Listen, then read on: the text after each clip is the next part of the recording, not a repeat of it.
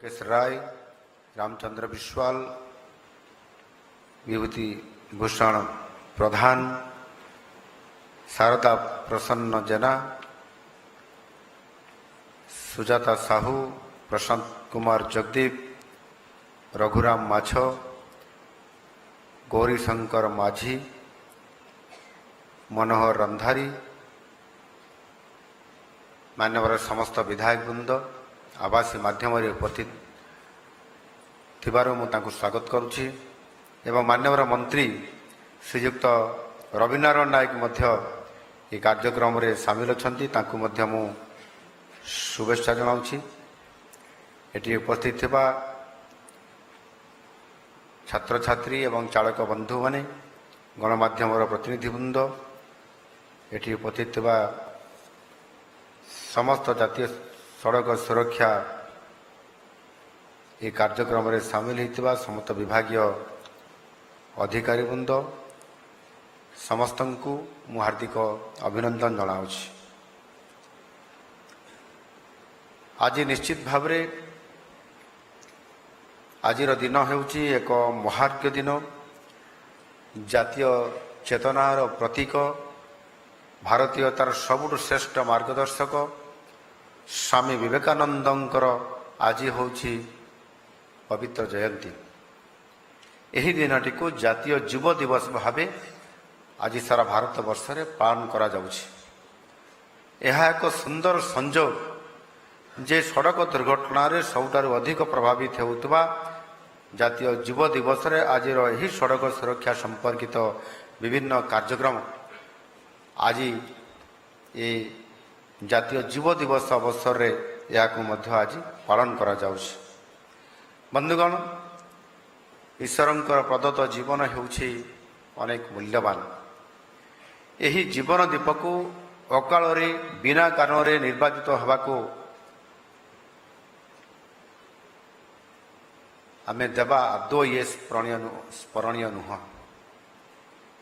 विशेष भाव रास्ता दुर्घटना जनित अकाल मृत्यु जहाँ संपूर्ण रूपे आमे चाहिए ताकू मध्य आड़े दे पारिबा। आपण समस्ते अवगत अछंती जेते दुर्घटना घटुछि प्राय समस्त प्रकार दुर्घटना हेउछि आम मानव भूल जोगु, जहाको अति सहजरे जदि आमे चाहिबा टिके सचेतन हेई परिबा एवं नियम आ कानून को मानिकर जदि आमे गाड़ी चलेबा ताले निश्चित भाव रे आमे एहाकू बा दुर्घटना को एड़ेई दे परिबा। सड़क दुर्घटना आज समग्र विश्व निमंते गंभीर चिंतार विषय पलटि। विश्व कथा कहतु कि आम देश आम राज्य प्रतिदिन अनेक मूल्यवान जीवन एजू अकाल झड़ी पड़ी। जदि आम आम ओडिशार चित्र देखा ताहले 2024 रे 6142 जन प्राण हरैछंती। अर्थात प्रतिदिन प्राय हाराहारी 17 जन लोकंकर अकाल तांकर प्राण हरौछंती।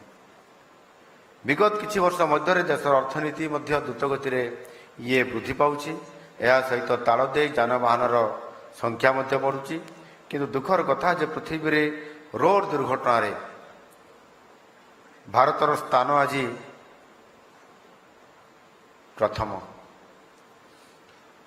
आमे एही रेकर्ड अधिकारी हेबाकू केबे भी चाहूना, किंतु दुर्भाग्य हेले भी यह सत्य। यही अधिक दुर्घटना पछरे मुख्य कारण होउछि गाड़ी चालकंकर बेपरुआ भाव रे गाड़ी चालना करिबा। आ सड़क दुर्घटनार ये गंभीरता को देखी माननीय यशस्वी प्रधानमंत्री श्री नरेंद्र मोदी जी नेतृत्व में भारत सरकार सड़क सुरक्षा अभियान को आज व्यापक करने जाउछंती। यही आधार में जातीय सड़क सुरक्षा मास जनवरी मास 1 तारिख रु 31 तारिख जाए यह आज पालन करा जाउछि सारा भारत वर्ष रे विभिन्न अंचल विभिन्न स्थान मानक। चलित वर्ष केंद्र सरकार ଯେଉଁ ଥିମ୍ ବା ସନ୍ଦେଶ ରହିଛି ତାହା ହେଉଛି ସଚେତନତାରୁ ସୁରକ୍ଷା, ପ୍ରଯୁକ୍ତିରୁ ପରିବର୍ତ୍ତନ। ସଚେତନରୁ ସୁରକ୍ଷା ଏବଂ ପ୍ରଯୁକ୍ତିରୁ ପରିବର୍ତ୍ତନ। ଗତ ବର୍ଷ ମଧ୍ୟ ସଡ଼କ ସୁରକ୍ଷା ମାସ ଅବସରରେ ଆୟୋଜିତ କାର୍ଯ୍ୟକ୍ରମରେ ଆମ ସରକାର ଆହ୍ୱାନ ଦେଇଥିଲେ, ସୁରକ୍ଷିତ ଭାବେ ଘରକୁ ଫେରନ୍ତୁ, ଅର୍ଥାତ୍ କମ୍ ହୋମ୍ ସେଫ୍। ଆଉ ମୁଁ ବହୁତ ଖୁସି ଯେ ଏହି ଅଭିଯାନ ଏକ ଜନ ଅଭିଯାନରେ ରୂପ ଆଜି ନେବା ପାଇଁ ଯାଉଛି। ସୁରକ୍ଷିତ ଭାବେ ଘରକୁ ଫେରିବା ଦିଗରେ ଜନସାଧାରଣ ଧୀରେ ଧୀରେ ଯତ୍ନବାନ ହେଉଛନ୍ତି। ସଡ଼କ ଦୁର୍ଘଟଣା କେମିତି ଗୋଟିଏ ପରିବାରକୁ ଉଜାଡ଼ି ଦିଏ ସେ ବିଷୟକୁ ସମସ୍ତେ ଆଜି ଦିନରେ ହୃଦୟଙ୍ଗମ କଲେଣି ଏବଂ ଗତ ବର୍ଷରୁ ଏ ବର୍ଷ ଭିତରେ ସଡ଼କ ଦୁର୍ଘଟଣା ଜନିତ ମୃତ୍ୟୁ ସଂଖ୍ୟା, ଘଟଣା ଘଟିବା ବା ଆକ୍ସିଡେଣ୍ଟ ହେବା ସଂଖ୍ୟା ଅପେକ୍ଷାକୃତ ଟିକେ କମିଛି। ଅର୍ଥାତ୍ ଆମେ ଯେଉଁ ଆଜି ସଚେତନ କରାଇବା ପାଇଁ ଯେଉଁ ସଡ଼କ ସୁରକ୍ଷା ଅଭିଯାନ ଆଉ ବ୍ୟାପକ ଭାବରେ ଲୋକମାନଙ୍କୁ ସଚେତନ କରିବା, ଏ କାର୍ଯ୍ୟକ୍ରମ କରିବା ଦ୍ୱାରା ଆଜି ଧୀରେ ଧୀରେ ଟିକେ ନିୟନ୍ତ୍ରଣ ହେବାକୁ ଇଏ ଆରମ୍ଭ କରିଛି। କିନ୍ତୁ ଇଏ ପର୍ଯ୍ୟାପ୍ତ ନୁହଁ। ଯଦି ଆମେ ଏହାକୁ ଆଉ ଟିକେ ଯଦି ସଚେତନ କରାଇବାରେ, ଆଇନ କାନୁନକୁ କାର୍ଯ୍ୟକାରୀ କରାଇବାରେ ଯଦି ଅଧିକ ସକ୍ରିୟ ଭାବରେ ଆମେ ସହଯୋଗ କରିପାରିବା ତାହେଲେ ନିଶ୍ଚିତ ଭାବରେ ଆକ୍ସିଡେଣ୍ଟ କମିବ। ଏହି କ୍ରମବର୍ଦ୍ଧିଷ୍ଣୁ ରାକ୍ଷସକୁ ନିୟନ୍ତ୍ରଣ କରିବା ପାଇଁ ଆମକୁ 4ଗୋଟି ଇ ନୀତିକୁ ଆପଣେଇବାକୁ ପଡ଼ିବ। ଆଉ ଏ ଯେଉଁ ଇ ନୀତି ଏଥିରେ ହେଉଛି, ପ୍ରଥମ ହେଉଛି ଏଜୁକେସନ, ଅର୍ଥାତ୍ ସମସ୍ତ ରାସ୍ତା ବ୍ୟବହାରକାରୀ, ଗାଡ଼ି ଚାଳକ, ସାଇକେଲ ଯାତ୍ରୀ ଏବଂ ପଥଚାରୀଙ୍କୁ ରାସ୍ତା ବ୍ୟବହାର ଉପରେ ସଠିକ୍ ଭାବରେ ସେମାନଙ୍କୁ ଆମେ ସୂଚନା ପ୍ରଦାନ କରିବା ଦରକାର ଏବଂ ବ୍ୟାପକ ଭାବରେ ସେମାନଙ୍କୁ ବିଭିନ୍ନ ସ୍ଥାନରେ ବିଭିନ୍ନ ସମୟରେ ସଚେତନ କରିବାର ମଧ୍ୟ ବଡ଼ ଆହ୍ୱାନ ଆମ ପାଖରେ ଅଛି ଆଉ ତାକୁ ଆମକୁ କାର୍ଯ୍ୟକାରୀ କରିବା ପାଇଁ ପଡ଼ିବ। ଦ୍ୱିତୀୟରେ ହେଉଛି ଏନଫୋର୍ସମେଣ୍ଟ, ଅର୍ଥାତ୍ ଟ୍ରାଫିକ୍ ନିୟମକୁ କଡ଼ାକଡ଼ି ଭାବେ ପାଳନ କରିବା ଏବଂ କଡ଼ା ଆଇନ ପ୍ରବର୍ତ୍ତନ କରି ସଂସ୍ଥାଙ୍କ ଦ୍ୱାରା ନିୟମକୁ ମଧ୍ୟ ଆମେ କଡ଼ାକଡ଼ି ଭାବରେ ପାଳନ କରିବା। ତୃତୀୟରେ ଇଞ୍ଜିନିୟରିଂ, ଅର୍ଥାତ୍ ସୁରକ୍ଷିତ ରାସ୍ତା, ପୋଲ ଇତ୍ୟାଦିର ନିର୍ମାଣ, ଯାନବାହନର ଅଧିକ ସୁରକ୍ଷା ଭାବେ ନିର୍ମାଣ କରିବା, ରାସ୍ତାରେ ଟ୍ରାଫିକ୍ ସମ୍ବନ୍ଧୀୟ ବିଭିନ୍ନ ସୂଚନା ଫଳକ ବିଭିନ୍ନ ଆବଶ୍ୟକ ସ୍ଥାନମାନଙ୍କରେ ତାକୁ ଆମେ ବ୍ୟବହାର କରିବା ବା ଫଳକ ଲଗାଇବା। ଚତୁର୍ଥରେ ଇମର୍ଜେନ୍ସି କେସ୍, ଜରୁରୀକାଳୀନ ପରିସ୍ଥିତିରେ ଆହତଙ୍କୁ ତୁରନ୍ତ ଇମର୍ଜେନ୍ସି ଚିକିତ୍ସା ସେବା ପ୍ରଦାନ କରିବା, ଯାହାଦ୍ୱାରା ଅଧିକରୁ ଅଧିକ ଜୀବନ ରକ୍ଷା କରାଯାଇପାରିବ। ଏହି 4ଗୋଟି ହେଉଛି ସଡ଼କ ସୁରକ୍ଷାର 4ଗୋଟି, ଏହାକୁ କୁହାଯାଏ ଗୋଲ୍ଡେନ୍ ରୁଲ୍। କିନ୍ତୁ ମୁଁ ବ୍ୟକ୍ତିଗତ ଭାବରେ ଏଥିରେ ଆଉ 2ଗୋଟି ଇକୁ ମୁଁ ଯୋଡ଼ିବା ପାଇଁ ଚାହୁଁଛି। ଏ 4ଗୋଟି ଇ ପରେ ଆଉ 2ଟି ଇ ହେଉଛି, ତା ଭିତରେ ଗୋଟିଏ ହେଉଛି ଏନଭାରନମେଣ୍ଟ।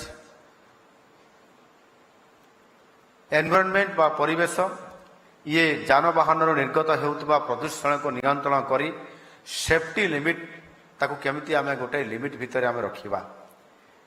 ଏବଂ ଦ୍ୱିତୀୟ ଇ ହେଉଛି ଯେଉଁ ଯୋଡ଼ିବା ଭିତରେ ତାହା ହେଉଛି ଏନଗେଜମେଣ୍ଟ ବା ଇଭାଲୁସନ୍। ସଡ଼କ ବ୍ୟବହାରକାରୀଙ୍କୁ ବିଭିନ୍ନ କାର୍ଯ୍ୟକ୍ରମ ଆକ୍ଟିଭିଟିଜରେ ଏନଗେଜ କରିକରି ଆମକୁ ରଖିବା ଏବଂ ଆମେ କାର୍ଯ୍ୟକାରୀ କରୁଥିବା ବିଭିନ୍ନ ସଡ଼କ ସୁରକ୍ଷା କାର୍ଯ୍ୟକ୍ରମର ସମୟ ସମୟରେ ମଧ୍ୟ ତାହାର ଇଭାଲୁସନ୍ ବା ମୂଲ୍ୟାୟନ କରିବା। ଅନେକ ଯୁକ୍ତି କରିପାରନ୍ତି, ସରକାର ଟ୍ରାଫିକ୍ ରୁଲ୍ ପାଇଁକି ଏତେ କାହିଁକି ଚିନ୍ତା ସରକାର କରିବେ? ଇଏ ଆମ ଗାଡ଼ି, ଆମ ଜୀବନ, ଆମେ ବୁଝିବୁ। ଇଏ ମାନସିକତା ରଖୁଥିବା ବ୍ୟକ୍ତିଙ୍କୁ ଆମକୁ ଜାଣିବା ପାଇଁ ପଡ଼ିବ ଏବଂ ତାର ଉଦାହରଣ ମଧ୍ୟ ମୁଁ ନିଜେ ଗୋଟେ ଛୋଟିଆ କଥାରୁ ମୁଁ ମଧ୍ୟ ଆପଣମାନଙ୍କୁ କହିବା ପାଇଁ ଆପଣମାନଙ୍କ ପାଖରେ ରଖିବା ପାଇଁ ଚାହେଁ। ଦେଖିବେ, ଯେତେବେଳେ ଛୋଟ ପିଲାଟି ଆମେ ଯେତେବେଳେ ସ୍କୁଲ ପଠାଉଛନ୍ତି, ସେ 3 ବର୍ଷ ହେଇଥାଉ, 3.5 ବର୍ଷ ହେଇଥାଉ, 4 ବର୍ଷ ହେଇଥାଉ, ଯେତେବେଳେ ପ୍ରଥମ ପଠାଉଛୁ ସେତେବେଳେ ପିଲା ସ୍କୁଲକୁ ନ ଯିବା ପାଇଁ ଏବଂ ବାପା ମାଆଙ୍କୁ ଘର ଛାଡ଼ିବା ପାଇଁ କେବେ ଇଚ୍ଛା ପ୍ରକଟ କରେ ନାହିଁ। ସେ ପୁରା କାନ୍ଦେ, ମା ବୋଲି କାନ୍ଦିବ, ମୁଁ ସ୍କୁଲ ଯିବି ନାହିଁ। କିନ୍ତୁ ଆମେ ବାପା ମା ମାନେ କିମ୍ବା ପିତାମାତା ମାନେ ବା ଅଭିଭାବକ ମାନେ ଜୋର ଜବରଦସ୍ତ ପିଲାଙ୍କୁ ଆମେ ସ୍କୁଲକୁ ଆମେ ପଠାଇଥାଉ। ଯେହେତୁ ପିଲାର ସ୍କୁଲ ଯିବା ଅଭ୍ୟାସ ହେଇନାହିଁ, ଆଉ ସେଥିପାଇଁ ସେ ନିଶ୍ଚିତ ଭାବରେ ସ୍କୁଲକୁ ଯିବା ତାର ଅନିଚ୍ଛୁକ ବା ଅନିଚ୍ଛା ପ୍ରକାଶ କରିବାଟା ସ୍ୱାଭାବିକ କଥା। ଆଉ ଗୋଟେ ନୂଆ ପରିବେଶକୁ ଯିବ, ନୂଆ ଅଚିହ୍ନା ଲୋକଙ୍କ ପାଖକୁ ଯିବ, ତାକୁ ସେଠି ପାଠ ପଢ଼ାଇବାର ବ୍ୟବସ୍ଥା କରାଯିବ, ଆଉ ସେଥିପାଇଁ ସେ ଯିବା ପାଇଁ ଇଚ୍ଛା ପ୍ରକାଶ କରେ ନାହିଁ। ଏଣୁ ଯେତେବେଳେ ଅଭ୍ୟାସ ଥରେ ହେଇଗଲା ପରେ ତାପରେ ଆପଣ ଦେଖିବେ ଧୀରେ ଧୀରେ ସେଇ ଆମ ପିଲା ମଧ୍ୟ ଆଗତୁରା ସ୍କୁଲ ଯିବା ପାଇଁ ସେ ବାହାରି ଆସେ ଆଡଭାନ୍ସ। ମୁଁ ସ୍କୁଲକୁ ଯିବି, ମୋତେ ଡ୍ରେସ୍ ପିନ୍ଧେଇ ଦିଅ, ମୋତେ ମୋର ବହି ବସ୍ତାନି ଦିଅ, ଜୋତା ଦିଅ, ଖାଇବା ପାଇଁ ଦିଅ, ସେ ନିଜେ ଅଡ଼ି କରି ବସିବ ମୁଁ ସ୍କୁଲ ଯିବି। ଏଣୁ ଏଇ ଯେଉଁ ଗୋଟେ ପ୍ରାକ୍ଟିସ୍ ବା ଗୋଟେ ଅଭ୍ୟାସ କରିବା, ଏଇ ଯେଉଁ ପଦ୍ଧତି ଇଏ ଆଜିର ଦିନରେ ମଧ୍ୟ ଯେଉଁମାନେ ଗାଡ଼ି ଚାଳକମାନେ ଗାଡ଼ି ଚଲାଉଛନ୍ତି ତାଙ୍କୁ ମଧ୍ୟ ସେ ପ୍ରକାରର ନିୟମ କାନୁନ ଏବଂ ସମୟାନୁବର୍ତ୍ତିତା ହେଇକରି ଆମେ ଯଦି ଅଭ୍ୟାସରେ ଥରେ ପରିଣତ କରାଇ ଦେଇପାରିବା ତାହେଲେ ସେମାନେ ମଧ୍ୟ ଟ୍ରାଫିକ ରୁଲ୍ସକୁ ମାନିକରି ନିୟମକୁ ମାନିକରି ଯଦି ଗାଡ଼ି ଚଳାଇବେ ତାହେଲେ ନିଶ୍ଚିତ ଭାବରେ ତାଙ୍କର ମୂଲ୍ୟବାନ ଜୀବନ ସହିତ ଆଇନକୁ କଡ଼ାକଡ଼ି ପାଳନ କରିବା ଦ୍ୱାରା ଏଇ ଯେଉଁ ଅଝଟ ଆଉ ଯେଉଁମାନେ ଅମାନିଆ ହେଉଛନ୍ତି ସେମାନଙ୍କୁ ଆମେ ନିଶ୍ଚିତ ଭାବରେ କଣ୍ଟ୍ରୋଲ କରିପାରିବା ଆଉ ସୁରକ୍ଷିତ ମଧ୍ୟ ଦେଇପାରିବା। ଏଣୁ ମୁଁ ସ୍ପଷ୍ଟ ଭାବରେ କହିବା ପାଇଁ ଚାହିଁବି ଯେ ସଡ଼କ ସୁରକ୍ଷା କ୍ଷେତ୍ରରେ ଉଲ୍ଲେଖନୀୟ ପ୍ରଦର୍ଶନ ପାଇଁ ଏଥିରେ ଆମ ସରକାର ନିଶ୍ଚିତ ଭାବରେ ପ୍ରତିଶ୍ରୁତିବଦ୍ଧ। ଆପଣ ଯଦି ସଡ଼କ ସୁରକ୍ଷା ଜନିତ ମୃତ୍ୟୁ ସଂଖ୍ୟାକୁ ଟିକେ ଗୂଢ଼ ଭାବରେ ଯଦି ଆମେ ପର୍ଯ୍ୟାଲୋଚନା ଆପଣମାନେ କରିବେ ତେବେ ଜାଣିପାରିବେ ଅତି କମ୍ରେ 95% ଦୁର୍ଘଟଣାକୁ ଆମେ ସମସ୍ତେ ଚାହିଁଲେ ଏଡ଼େଇ ଦେଇପାରିବା। 95% ଦୁର୍ଘଟଣାକୁ।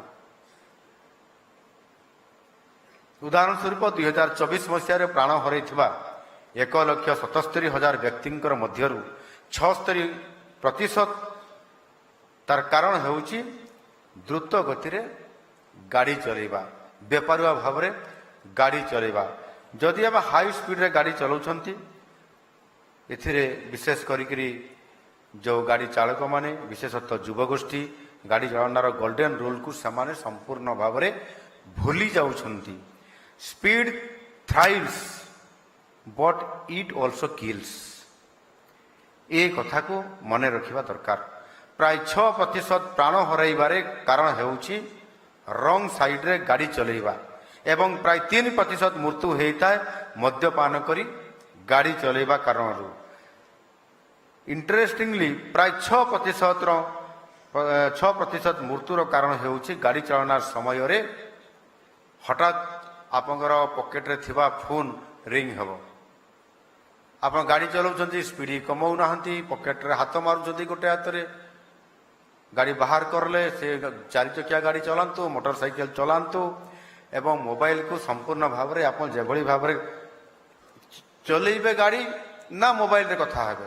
ଆପଣ ଯଦି ଏହି କାରଣ ଗୁଡ଼ିକ ଦେଖିବେ ପ୍ରତ୍ୟେକଟି ଦୁର୍ଘଟଣା ଜନିତ ମୃତ୍ୟୁ ଆଭଏଡେବଲ୍। ତାକୁ ଆମେ ଚାହିଁଲେ ଆମେ ଏ ଦୁର୍ଘଟଣାକୁ ଆମେ ବନ୍ଦ କରିପାରିବା, କମାଇ ପାରିବା।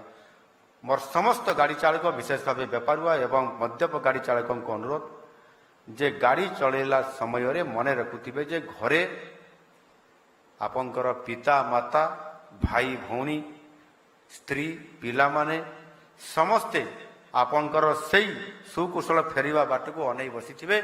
କେତେବେଳେ ଯାଇଛି ଆଉ ଆମର ବାପା ହୁଅନ୍ତୁ ବା ଆମର ମୁରବୀ ହଉ ଯିଏ ବି ଯାଇଛି ସେ ସୁରକ୍ଷିତ ଭାବରେ କେତେବେଳେ ଫେରିବ।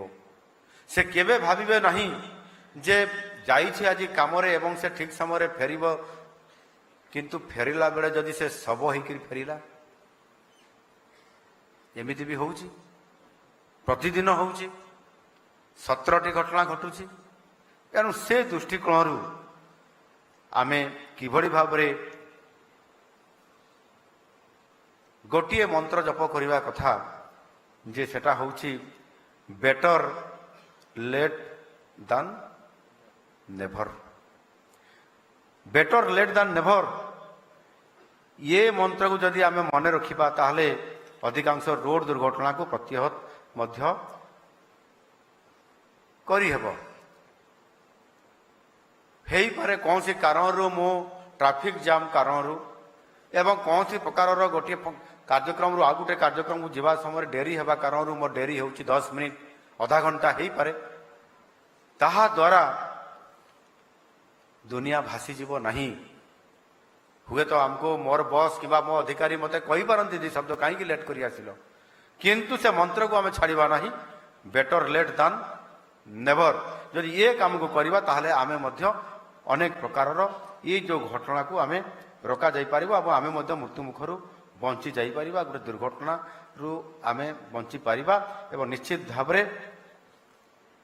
आमे सफल मध्य होई परिबा। 2036 सुधा विकसित ओडिशा गठनर आमर लक्ष्य अच्छी। यही एक दशंधि समय आउ 10 वर्ष समय जे अच्छी विकसित ओडिशा समृद्ध ओडिशा ताहार मध्य रोड मैप आ सड़क सुरक्षा को स्वतंत्र भाव आम सरकार ध्यान देइछन्ति।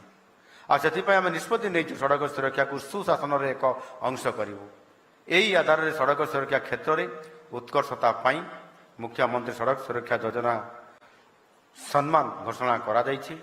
आउ यही योजना रे समस्त शिक्षानुष्ठान जिला एवं बेसरकारी अनुष्ठान मानकर मूल्यवान मूल्यांकन करा जाय पुरस्कार मध्य प्रदान करा जिवो। जो जिला माने भल प्रदर्शन करिवे सेमानंको सम्मानित करा जिवो एवं जो जिला मानकर प्रदर्शन खराब हे सेमानंको मध्य उत्तरदायी मध्य करा जिवो। एठी अनेक जिलार जिलापाल माने मध्य उपस्थित अछंती एवं अनेक अधिकारी मध्य उपस्थित अछंती। निश्चित भाव रे ए कथा को आपण माने मध्य निज निज जिला मानकर गुरुतर सह ताकू किभली भाव में कार्यकारी करेंगे ध्यान देवार आवश्यकता अच्छे। सेहीपरि सरकारी हो बेसरकारी हो जो शिक्षानुष्ठान पिला मानकर स्कूल जीवा आसिबा समय रे सुरक्षा को गुरुत्व दे उत्तम पदक्षेप ग्रहण करेंगे सेमाननको मध्य पुरस्कार प्रदान करा जिवो। मु आशा करुछि एहा द्वारा सड़क सुरक्षा संपर्कित सचेतनता राज्यर प्रत्येक अंचल एवं समाज प्रत्येक स्तर में वृद्धि हेबो एवं दुर्घटना ह्रास करिबारे एही पदक्षेप मध्य एक महत्वपूर्ण भूमिका निश्चित भाव में ग्रहण करिवो। सेहीपरि सारा देश में सड़क सुरक्षा क्षेत्र में आज ओडिशा एक अनन्य अभिनव पदक्षेप आरंभ करिछि। घाटी रास्ता रे गाड़ी चालकों को सतर्क कराइबा पई एवं स्वतंत्र भाव आम ओडिशार गोटे घाटी को ये कलिंगा घाटी ये बोधे कंधमाल आउ गंजाम को कनेक्ट करुछि। हाँ कंधमाल कलिंगा घाटी रे सतर्क सूचना घंटीर आज तार शुभ उद्घाटन करागला एवं सेठी जदि आपनकर दुई पटु गाड़ी आसुथिबो ताहले सिग्नल से देव जे अपर पक्षरे गाड़ी आसुछि बोली। आ ये सिग्नल पाइला पर निश्चित भाव में उभय ड्राइवर उभय गाड़ी सहित से सावधानता अवलंबन करेंगे और स्लो करके गाड़ी को मध्य पार करेंगे। आई सफलता पर अन्य जो घाटी अच्छी ओडिशार विभिन्न जगार विपदपूर्ण रास्तार सतर्क घंटीर व्यवहार आम आगामी दिन में करने जाऊँ। सतर्क घंटी घाटीर उभय पटरू गाड़ी आसुथिले ये सेते साइरन बाजिबो एवं यह पायलट प्रोजेक्ट हिसाब से आज आरंभ करा जायछि। यह सक्सेसफुली निश्चित भाव में हेबो बोली मु आशा करुछि। सेही भली कटक भुवनेश्वर ट्विन सिटी रे उन्नत ट्रैफिक परिचालना पाई आमे मध्य आईआईटी खड़गपुर सहित एक बुझामणा पत्र साक्षर आमे आज करिसंती। आईआईटी रिपोर्ट आधार रे ये दुई सहर रे ट्रैफिक व्यवस्थार उन्नति पाई मध्य ये निश्चित भाव में विभिन्न पदक्षेप मान आगामी दिन में निया जाई परिबो। परिवहन रे परिवेश सुरक्षा रे आज समय रे एक गुरुत्वपूर्ण आह्वान एठारे उल्लेखयोग्य जे सारा भारत में वैद्युतिक यान व्यवहार रे ओडिशा एक प्रमुख स्थान आज अधिकार ग्रहण करिछि। ये गोटे भल खबर आमको आसीछि। सारा देश में वैद्युतिक यान व्यवहार हार तुलन में ओडिशार हार मध्य अधिक रही। आमे सेथिपाई वैद्युतिक यान क्रय को प्रोत्साहित करने सब्सिडी प्रदान करुछु। जहागा को मध्य जारी रहिबो। एही वैद्युतिक यान व्यवहारकारी सुविधा पाई सरकार द्वारा प्रतिष्ठा होइथिबा आज जो 15टी चार्जिंग स्टेशन लोकार्पण मध्य करागला आ खूब शीघ्र आहरी 85टी चार्जिंग स्टेशन मध्य प्रतिष्ठा करा जाय समुदाय 100टी चार्जिंग स्टेशन कार्यकारी करा जिवो। आगामी दिन में ये संख्या को मध्य आहरी अधिक वृद्धि जीवार योजना भितर रखा जायछि। महिला सशक्तिकरण एक नूतन अध्याय भावे आम सरकार आत्मनिर्भर महिला सुवाहक योजना आरंभ करिसंती। एही योजना रे साधारण महिला गाड़ी चालकों को गाड़ी मालिक कराई आर्थिक रोजगार वृद्धिर सुजोग सृष्टि करा जायछि। आज आमे केते जन महिला को आमे आज सम्मानित करले चाबी देइछंती ଆଗରୁ ଦିଆହେଇଥିଲା ଆଉ ଆଜି ମିଶିକିରି 6 ଜଣଙ୍କୁ ଆଜି ଦିଆଗଲା। ସୁଶ୍ରୀ ଶତାବ୍ଦୀକା ପଣ୍ଡା ଆସିଛନ୍ତି, ଅଛନ୍ତି ନାଇଁ କି? ଆଚ୍ଛା। ଶ୍ରୀମତୀ ସନ୍ତୋଷୀ ଦେଉ କେନ୍ଦୁଝର, ଇଏ ଜଣେ ମୋର ସାନ ଭଉଣୀଟେ, ମୋ ଗାଁରେ ତା ଘର, ମାତ୍ର ସେଠୁ 3-4 କିଲୋମିଟର ଦୂରରେ। ଇଏ ଗୋଟେ ବହୁତ ସାହସୀ ମହିଳା, ସାହସୀ ଝିଅ, ତାକୁ ଆମେ ବହୁତ ସ୍ୱାଗତ କରିବା କଥା। ଇଏ ଅଟୋ ଧରିକି ଦିଲ୍ଲୀ ପଳେଇଗଲେ, ପୁରା ଦିଲ୍ଲୀ ଗଲେ ଅଟୋ ଧରିକିରି ଆମ କେନ୍ଦୁଝରରୁ, ଏବଂ ସୁରକ୍ଷାରେ ଗଲେ, ସୁରକ୍ଷାରେ ଆସିଲେ, ନିୟମ ମାନିକି ଯାଇଥିଲେ। ବୋଧହୁଏ ନିଜର ଆମର ସେ ଜୋଇଁ ପୁଅ ଅର୍ଥାତ୍ ସ୍ୱାମୀକୁ ଆଣିବା ପାଇଁ ଯାଇଥିଲେ। ସେ ଯାହା ବି ହଉ, ସେ ଗୋଟେ ଏଭଳି ସାହସ କାମ କରିକି ଆଜି ଦେଖେଇଛନ୍ତି, ମୁଁ ତାଙ୍କୁ ସାଧୁବାଦ ଜଣାଉଛି। ଏବଂ ଆଜି ମଧ୍ୟ ସେ ଏଇଠି ଭୁବନେଶ୍ୱରରେ ରହୁଛ, ଭୁବନେଶ୍ୱରରେ ରହୁଛ, ଏଇଠି ଗାଡ଼ି ଚଲାଉଛ। କେତେଟା ଆକ୍ସିଡେଣ୍ଟ କରିଛ ଆଗରୁ? ଗୋଟେ ବି ନାହିଁ। ନିୟମ କାନୁନ ମାନିକିରି ଚଲାଉଛ ସବୁ।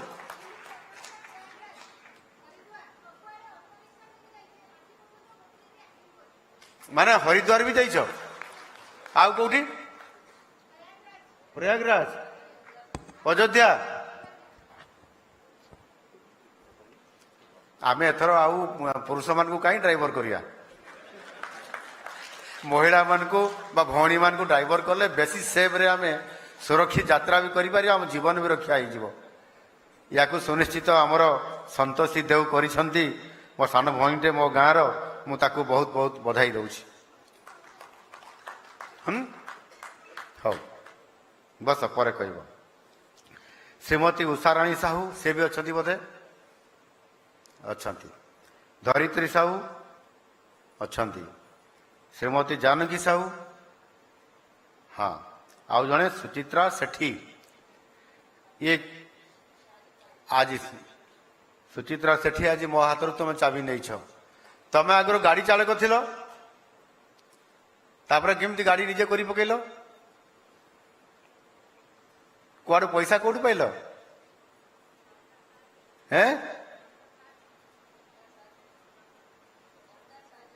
ଆଚ୍ଛା ଆଚ୍ଛା ଆଚ୍ଛା। ଯାହା ହଉ, ତମକୁ ବହୁତ ଅଭିନନ୍ଦନ ଯେ ଯୋଉମାନେ କାଲି ଗାଡ଼ି ଚଲାଉଥିଲେ ଡ୍ରାଇଭର ହେଇକିରି, ଆଜି ସେମାନେ ଗାଡ଼ିର ମାଲିକ ବନିଲେ। କାଲି ଯେମିତି ଆମେ ସୁଭଦ୍ରା ଯୋଜନାରେ ଆର୍ଥିକ ସାହାଯ୍ୟ ପ୍ରଦାନ କରୁଛୁ, ସେମାନେ ମହିଳା ସଶକ୍ତିକରଣ ହେବେ ବୋଲି, ସେ ପଇସା ବି ସେମାନଙ୍କୁ ସାହାଯ୍ୟ କରୁଛି ଯେ କିଏ ଲାଖପତି ଦିଦି ବନିବ, ଆଜି କିଏ ଉଦ୍ୟୋଗପତି, କିଏ ଆଜି ଗାଡ଼ିର ମାଲିକ ହେଇଗଲେଣି, କିଏ ଉଦ୍ୟୋଗପତି ହେଇଗଲେଣି। ଏଣୁ ନିଶ୍ଚିତ ଭାବରେ ମହିଳାମାନଙ୍କୁ ଏ କ୍ଷେତ୍ରରେ ଆମେ ସମସ୍ତେ ଧନ୍ୟବାଦ ଦେବା କଥା। ସେମାନେ ସାହସିକତା ଦେଖାଇବା ସହିତ ଏ ଅର୍ଥକୁ ମଧ୍ୟ ସୁବିନିଯୋଗ କରିବା, ଏବଂ ଯେହେତୁ ମହିଳା ହେଇଥିବା କାରଣରୁ ଏମାନେ ନିଶ୍ଚିତ ଭାବରେ ସେଥିରେ ଗାଡ଼ି ଚଲେଇଲା ବେଳେ ମୋବାଇଲରେ କଥା ହଉଛ? ନା ନା, ମୁଁ ଦେଖିଛି, ବୋଧେ ହେଇଛ। ଯଦି ଗାଡ଼ି ଚାଲୁଥିବା ସମୟରେ କଥା ହେବା ଜରୁରୀ ଅଛି, ତାହେଲେ ଗାଡ଼ି ରଖିଦେବ, ତାପରେ କଥା ହବ, ଇମର୍ଜେନ୍ସି ଯଦି ଅଛି। ଆଉ ନହେଲେ ଗାଡ଼ି କେବେ ଚାଲୁଥିବା ସମୟରେ ଇଏ ଚଲେଇବା କଥା ନୁହଁ। ତେଣୁ ଏହା ନିଶ୍ଚିତ ଭାବରେ ଅନେକ ଲୋକଙ୍କୁ ମୁଁ ସାମ୍ନାରେ ଦେଖିଛି, ହରେଇଛି।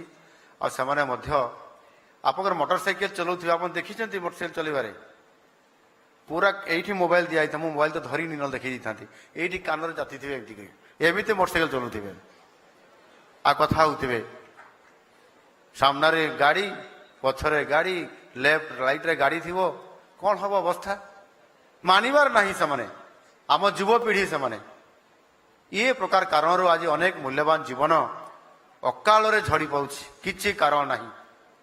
ସଂସାର ଦେଖି ଭଲ ଭାବରେ ଚଲେଇ ନାହାନ୍ତି, ସଂସାର ଭଲ ଭାବରେ ସଂସାରକୁ ଉପଭୋଗ କରିନାହାନ୍ତି। ଇଏ ବହୁତ ବଡ଼ ଗୋଟେ ଦୁର୍ଭାଗ୍ୟର କଥା।